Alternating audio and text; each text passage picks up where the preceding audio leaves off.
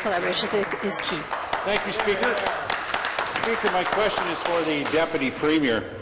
The Kraft Heinz plant in St. Mary's has been a major employer in that community for decades. But yesterday afternoon, we learned the company will close its doors. For the 214 employees who will lose their jobs, this news is absolutely devastating.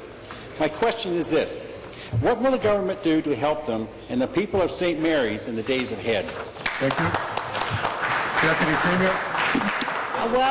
Thank you, Speaker. And this was indeed very disappointing news that came out of St. Mary's yesterday. And as the member opposite knows, St. Mary's is very close to my home in London, and I expect that many of the people who were laid off are, in fact, constituents of mine.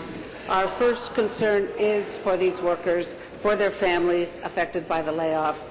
The Ministry of Training Colleges and Universities will be providing training programs to help support workers through these very difficult times. We are monitoring the situation. We'll continue working with other levels of government to ensure coordinated service. I tell you, Speaker, we in the Southwest know too well that it is very difficult for communities when things like this happen, and we must be there to support those workers as they transition to jobs of the future, Speaker. Thank you. Supplementary. Thank you, Speaker. Speaker, we appreciate the Deputy Premier's interest and sympathy, but there are a few things we need even more. First, we need an immediate commitment to open an action centre in St. Mary's to help the affected employees. That's what the Ministry of Training and Colleges and University has done in similar situations. Second, we need the government to work cooperatively with the town to attract and retain new employers for the area. Third, we desperately need an effective manufacturing strategy to restore Ontario's competitiveness and restore hope for those in the sector. When will the government do these things? Thank you.